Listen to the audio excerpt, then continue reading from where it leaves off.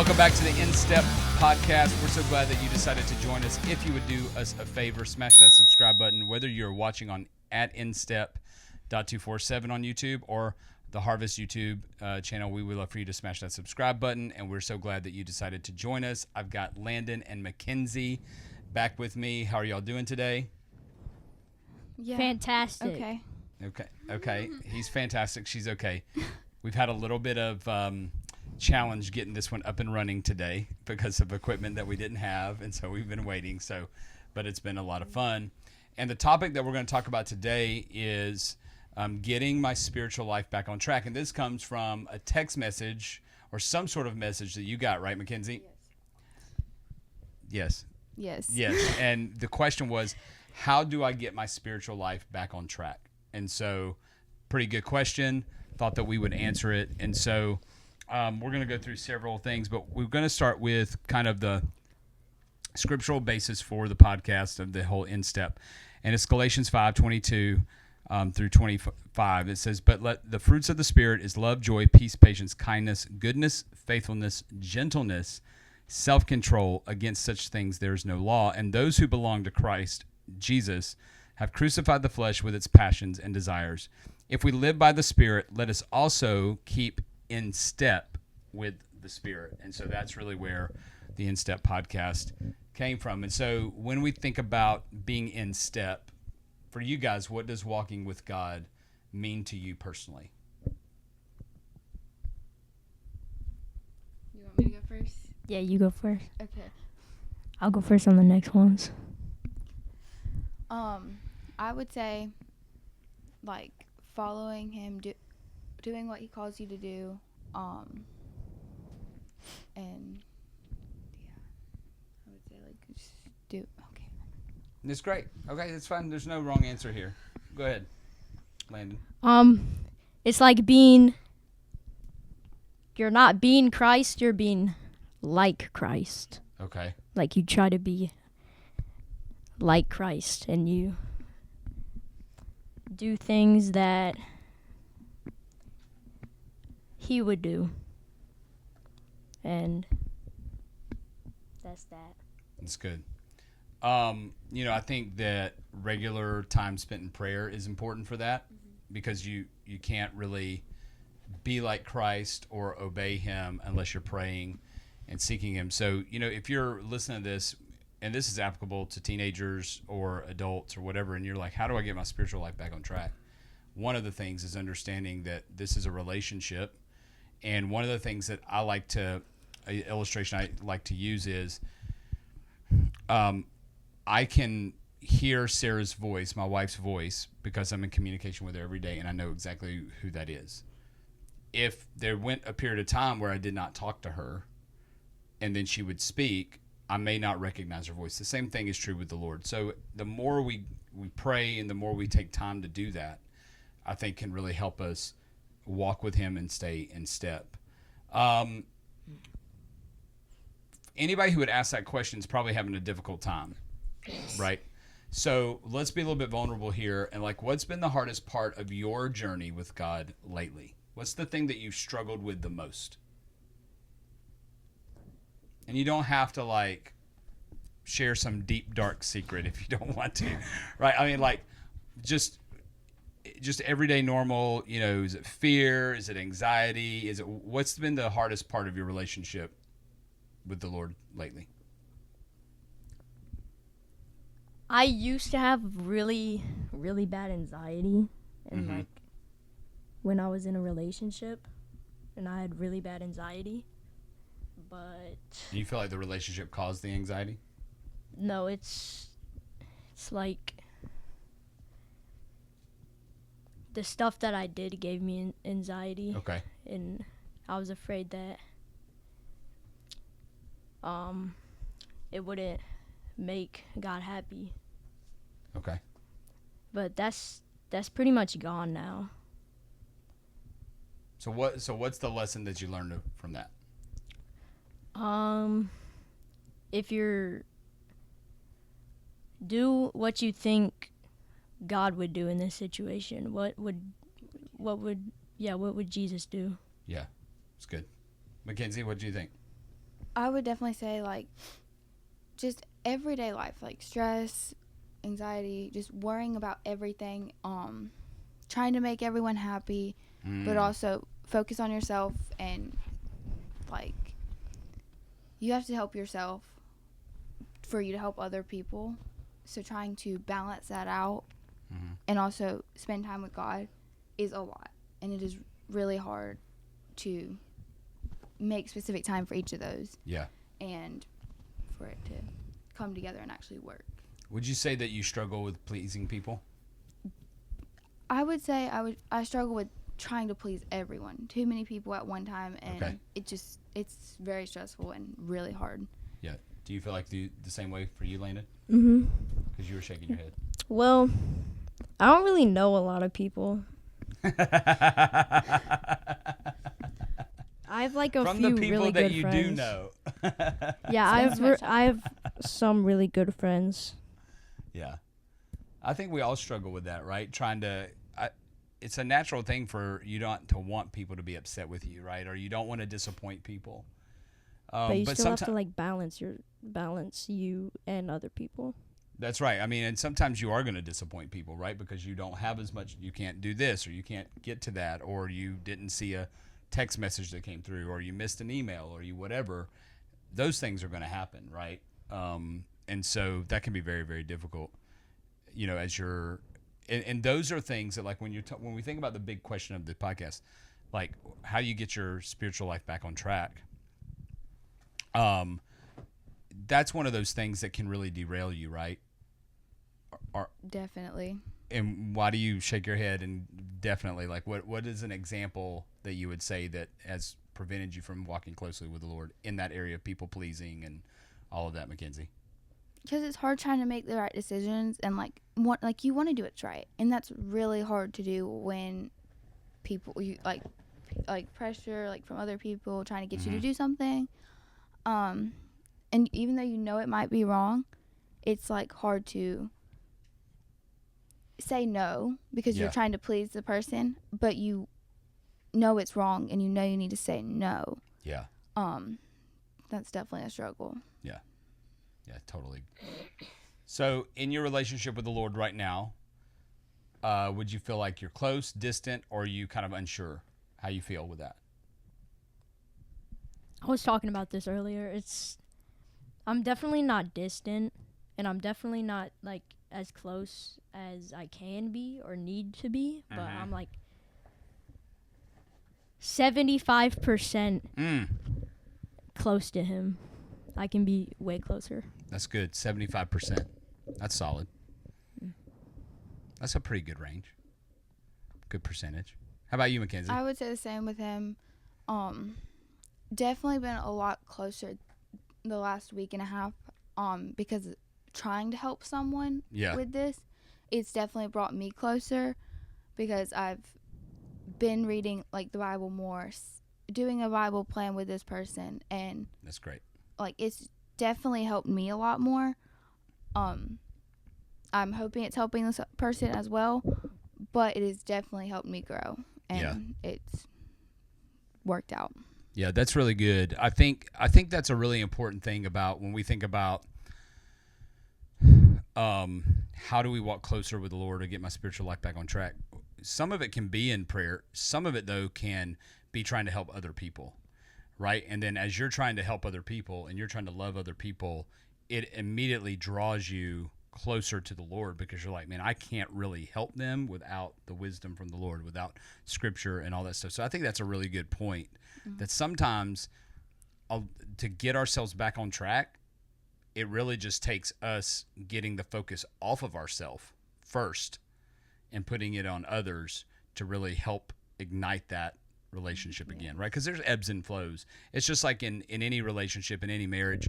You know, Mr. Dennis he's been married to Miss Terry for forever. Like, there's periods of time in your relationship where you're just hitting on all cylinders and it's fantastic and you're having fun and you're connecting really well. And then there's periods of times where you're not communicating well. You're really struggling to interpret what the other person's thinking, and so you have these ups and you have these downs. And I think the same thing's true with the Lord as well, right? Because I would say right now, I have felt closer to the Lord over the last 3 to 4 weeks than I had probably in the previous 3 to 4 months. Right. But that's the way it is. And people are like, oh, you're a pastor. It's like, yeah, it's all the same. Right. It's all the same no We're matter all what you are. human. We're all human. Right. And so I think that's really important to know that things can get us distracted, but we don't have to try to please everybody. And some of the ways that we can get ourselves back on track is helping other people. If you think about like from where you're at to where you would want to be, right? What are some, what would you change about your relationship with the Lord right now? Even though I've been closer than I have in the past few weeks, still not there yet. Still not completely as close as I would want to be. And definitely some of the things I've done in the past is definitely like really hard. Like just even thinking about it, being like, oh, it was not worth it. Don't want to go back there. But it's just like, yeah, it's still there, and it's like still bothering me because it's like if I feel bad, like are you saying that like shame or condemnation or something that Yes. you are personally feeling from previous actions yes, definitely. are hindering your relationship with the Lord now? Yeah, because I'm like, if I wouldn't have done that, I feel like I would be so much closer. Yeah. But I did that, and it's like I feel like it's still there, and it's like not a barrier because He forgives us for everything. Yeah.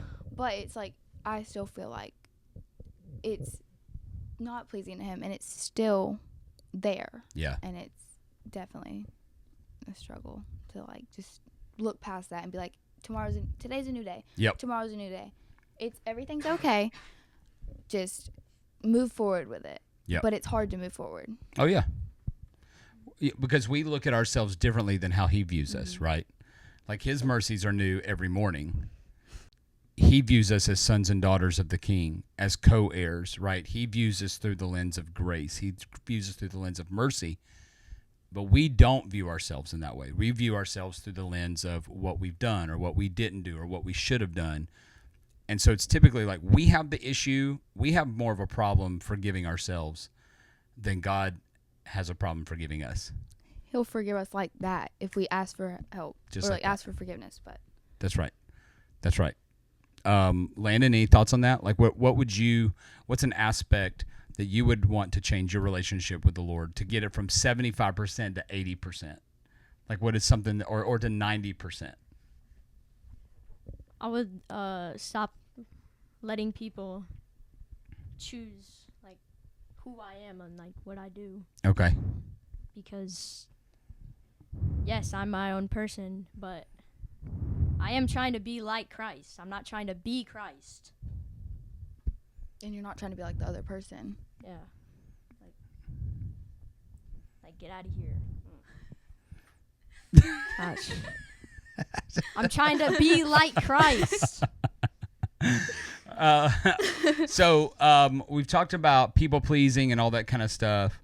So let's talk a little bit about if you were to say, let's use your percentage.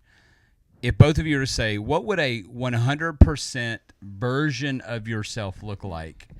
Right? Like a completely healthy, spiritually healthy individual operating at 100%. What would that look like in your life?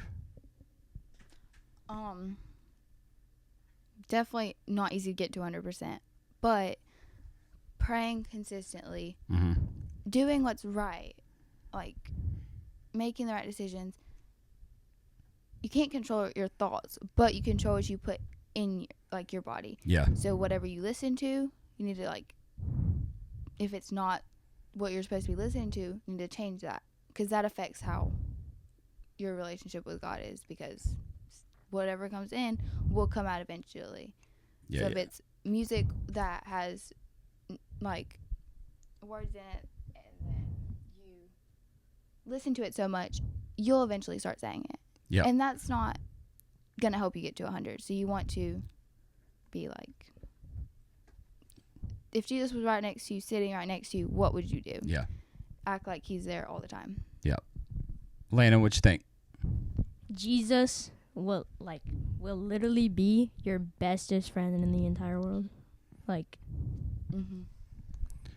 Well, and when you think about friends, I think that's a real key. Like if we're talking to teenagers right now, one of the biggest decisions that you will have to make as you get older is who are the people you're going to surround yourself with.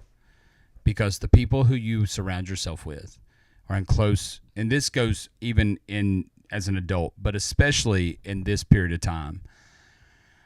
You know, one of the best ways to grow in your spiritual walk is to be around people that are going to, as Paul says, to spur you on to love and good deeds, right? Not to discourage you, not to try to get you to do things that you shouldn't do, but to really encourage you and build you up and encourage you to follow Jesus, not discourage you to go the way. So that's a huge step. So for someone who's sitting there, who sent that question to Mackenzie, or someone who's it's like, hey, how do I get my spiritual life back on track? One place to evaluate is also who you're hanging out with. Mm-hmm. And that's in person and that's online. Like, what video games are you playing, right? Like, we won't let our boys play, like, Minecraft or those types of video games because they have violence in them. I don't want them to be susceptible to that, right? So it's like exactly what you said. What is the music you're listening to, the movies you're watching? Like, we don't do the horror movies, right? Because that stuff, I mean, when I was y'all's age, I watched all that stuff. It was super, I thought it was awesome. But it's just it's turned a different route now, right? So how do I get my spiritual life back on track? What are the influences in your life that you need to cut out that are taking you down some roads, some paths, some decisions, some thought processes that actually aren't good, aren't healthy, and aren't biblical? That's a huge thing, right? So I think that's an evaluation point. So if you were starting your walk with the Lord all over again, it's day one, what's something that you'd do differently? Change the people I was hanging out with. You would say the same thing? Mm-hmm. Yeah. So y'all think that's a huge influence for your age? Huge. Yeah. especially when I was at public school or Conway Middle. Yeah. That was pretty horrible. But you go to a Christian school, it's no different there, is it? Yes, there is some differences, but it is not much. There were literally kids getting beaten up every single day. Like, there were just fights in the hallways every single day. Yeah, that's unfortunate. It was crazy. But you know, it's kind of everywhere, right? So I mean, I think that's pretty revealing that that's both of y'all's first answer. That's the first thing you would do differently, right? To get your spiritual life back on track. What would be the second thing you would do?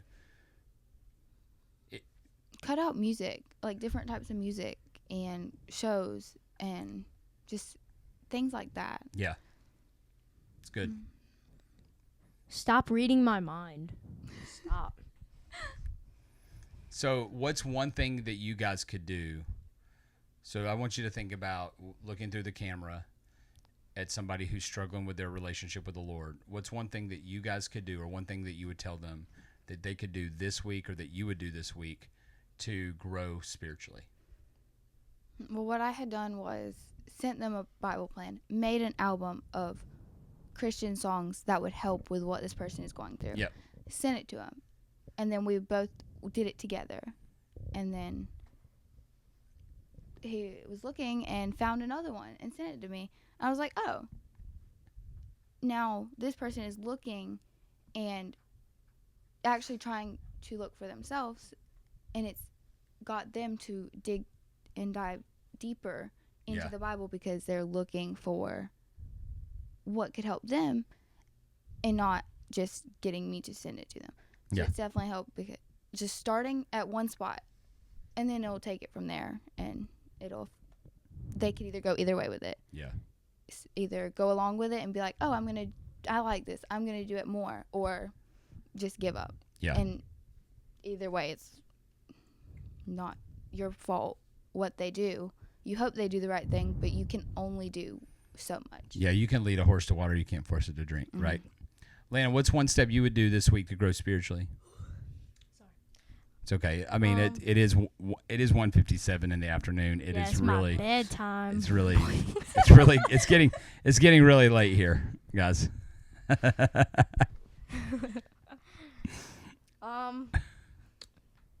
Yeah, I was just gonna say, yeah, the same thing as music. I used to listen to a bunch of rap songs and stuff like that, but now I've like completely revamped my playlist on Spotify. I've got all the worship songs. I'm blasting it in my room at 3 a.m. Hallelujah! I'm sure your dad loves that. He's gonna have to accept it. I mean, I don't know why Can't wait for you him to hear that. wouldn't. That's so good. And then every night I would just like pray, and I would take my Bible and I would ask God to bring me. I would flip like random page, and I would ask God to bring me to a page that like will help me observe my current situation, and it always works. Yeah, it's good. Like it helps me a lot. That's good. That's good. All right, well, we're going to wind this down. I want to give a couple of questions that if you're watching this and you're saying, hey, how do I reignite my passion for the Lord? Here's some questions that you can ask yourself. The first is, what do you think God is saying to you right now? What would it look like for you to fully trust God with your life? How can your story encourage someone else who's struggling in their faith? Or again, it's the idea of how do I reignite my relationship with God? Sometimes it's finding somebody else and sharing your story and seeing how what God's doing in your life impacts somebody else. That's really important. Who do you look up to spiritually, and what can you learn from them? And so one of the things for me in my life that's been so impactful is having a mentor. So who is it that you can look, who do you look up to, and can you go to them and ask for some wisdom? And the last one I'd say is, what does God want to show you about himself in the season that you're in? So we certainly hope that this podcast has helped, and whether you're an adult or a teenager watching, we certainly hope that it's helped. We hope those questions help. If you have any questions, you can go on our Instagram pages, harvest.247, Facebook, Instagram, instep.247 on Instagram, or here on this YouTube, and you can leave a comment and you can ask a question. And if there's something that you want us to tackle the next time, please leave us a comment. Leave us a question. We'd love to do that because we want to help. Also, smash that subscribe button. We'd love for you to do that. And share this podcast with anybody that you think it would be helpful with. And until next time, we'll see you.